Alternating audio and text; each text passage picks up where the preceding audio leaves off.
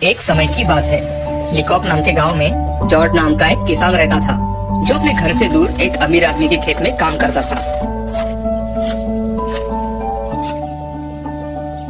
काम खत्म करके जॉर्ज जंगल के रास्ते से अपने घर लौट रहा था। रास्ते में उसे एक सुंदर नदी दिखाई दी। जॉर्ज वहाँ पानी पीने गया। वहाँ जाकर उसने देखा कि एक हिरन जख्मी हालत में पड़ा है।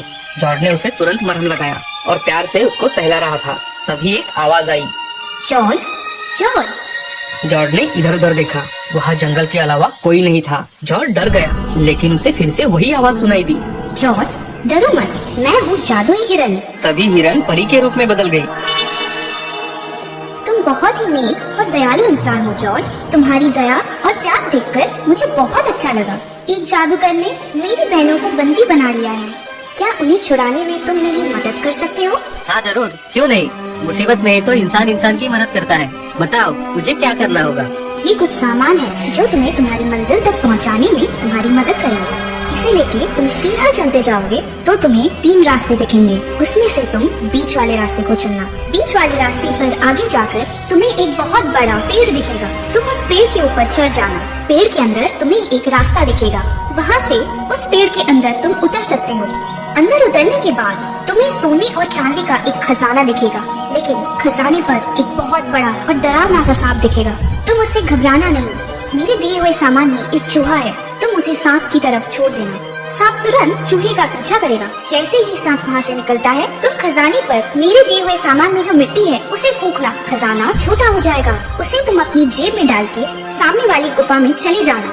वहाँ तुम्हें एक पुरानी पेटी मिलेगी। तुम उसे लेकर वापस यहीं आ जाना। परी का दिया हुआ सामान लेकर जॉर्ज चल पड़ा। जॉर्ज सबसे पहले पेड़ के अंदर उतर गया तो उसे सच में बहुत ही बड़ा और भयानक सांप दिखाई दिया।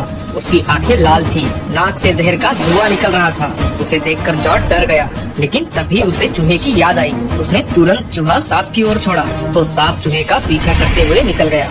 जॉर्ज ने खजाने पर मिट्टी को फूंक दिया तो खजाना सच में छोटा हो गया। जॉर्ज उसे जेब में डालकर सामने वाली गुफा में गया।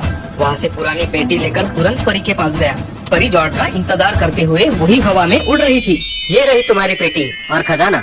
परी ने खजाने को बड़ा कर दिया और कहा, जॉर्ज, अब ये खजाना तुम्हारा है और ये पेटी भी। परी ने जॉर्ज को पेटी खोलने के लिए कहा। उसमें छोटे से 2 पत्थर थे। वो पत्थर उसने एक दूसरे पर घिसने के लिए कहा। तभी उसमें से एक जिन बाहर आया।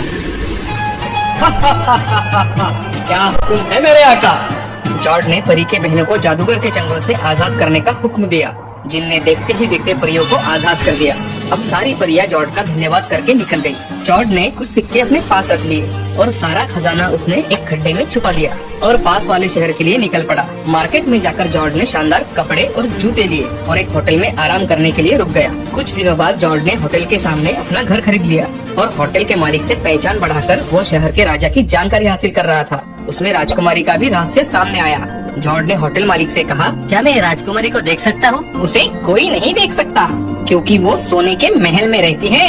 और हाँ, महल के चारों दिशाओं में ऊंची ऊंची दीवारें हैं। राजा और रानी के अलावा वहाँ किसी अन्य व्यक्ति को प्रवेश नहीं है।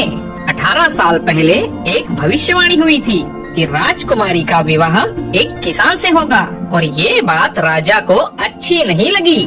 जॉर्ज सोच में पड़ गया कि एक बार तो राजकुमारी से मिलना ही है। तभी उसे परी ने दी हुई पेटी की याद आई।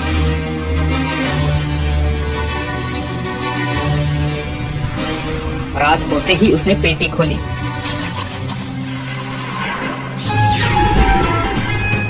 और जिन को आदेश दिया कि राजकुमारी को लेकर आओ। उसी समय जिन वहाँ से उड़ता हुआ चला गया और थोड़ी ही देर में राजकुमारी को अपने पीठ पर बिठाकर लेकर आया। राजकुमारी सच में बहुत ही सुंदर थी। जॉर्ज राजकुमारी को देखता ही रह गया। उसने राजकुमारी के सामने घुटने टेके और राजकुमारी का हाथ चूम लिया। दूसरे ही पल जिन राजकुमारी को लेकर महल वापस चला गया। अगले दिन राजकुमारी ने राजा से कहा, कल रात सपने में मुझे एक जिन ने अपने पीठ पे बिठाया। वो मुझे एक किसान के पास ले गया और उस किसान ने जमीन पर अपने घुटनों के बल बैठकर मेरे हाथों को चूमा। ये सुनकर राजा और रानी डर गए। जो नहीं होना था वो हो रहा है, ये देखकर दोनों चिंतित होने लगे। राजा ने उस रात एक दासी को राजकुमारी पर नजर रखने के लिए रखा। उस रात जॉर्ज ने फिर से जिन के पास राजकुमारी को लेकर आने का आदेश दिया। जिन राजकुमारी को अपने पीठ पर लेकर महल से निकला तो दासी ने उसे देखकर जिन का पीछा करना शुरू कर दिया। जिन घर में आया इसलिए दासी घर में नहीं जा सकी। लेकिन उसने उस घर के बाहर एक निशान बना दिया जिससे वो घर उसे पहचानने में मदद मिले। जिनको ये बात समझ आई उसने शहर के सारे घरों पर वैसे ही निशान बना दिए जैसे दासी ने बनाए थे, जिनने राजकुमारी को महल में छोड़ दिया। सुबह जल्दी राजा, रानी और दासी वहाँ गए जहाँ राजकुमारी रात को गई थी। लेकिन दासी घर पहचान नहीं पाई क्योंकि सारे घरों पर एक जैसे निशान थे। लेकिन रानी बहुत होशियार थी। उसने जल्द ही राजकुमारी के लिए एक ड्रेस बनाया जिसके जेब में छोटा सा छेद था। उसमें रानी ने छोटे छोटे रंगीन कंकड़ डाल दिए जिससे घर का पता चल जाए। उस रात जिन फिर से राजकुमारी को लेने महल आया। राजकुमारी को लेकर घर पहुंचा। महल से जॉर्ज के घर तक रास्ते में रंगीन पत्थर पड़े थे। ये किसी के ध्यान में नहीं आया। उस वजह से राजा को पता चल गया कि राजकुमारी को रात को कौन ले जाता है। उसी क्षण राजा के सैनिकों ने जॉर्ज को बंदी बना लिया और जेल में डाल दिया। सुबह होते ही जॉर्ज को जेल से बाहर निकालकर फांसी देने की घोषणा की गई। फांसी देखने के लिए बहुत सारे लोग इकट्ठा हुए थे। उसमें जॉर्ज का दोस्त होटल मालिक भी था। वो भीड़ से रास्ता निकालकर जॉर्ज के पास आया। तभी जॉर्ज ने उसे कहा, तुम जल्दी घर जाकर मेरी पेटी मेरे पास ला दो तो मैं तुम्हें ढेर सारे सोने के सिक्के दूंगा। होटल मालिक को ये विचार बहुत अच्छा लगा। वो एकदम हवा की रफ्तार से दौड़ता हुआ जॉर्ज के घर गया। उसने वहाँ से पेटी लाकर जॉर्ज को दे दी और उसके बाद बहुत सारे लोगों की फांसी देखने के लिए भीड़ जमा हुई थी। राजा, रानी और राजकुमारी सिंहासन पर बैठे हुए थे। राजकुमारी राजा से कह रही थी कि ये फांसी रुकवा दो, मुझे जॉर्ज से शादी करनी है। लेकिन राजा ने राजकुमारी की एक नहीं सुनी। फांसी देने वाला आदमी जॉर्ज को बुरखा डालने ही वाला था। तभी जॉर्ज ने राजा से कहा, महाराज, मरने से पहले मुझे एक बार चिलिम पीनी है। राजा ने जॉर्ज को अनुमति दी।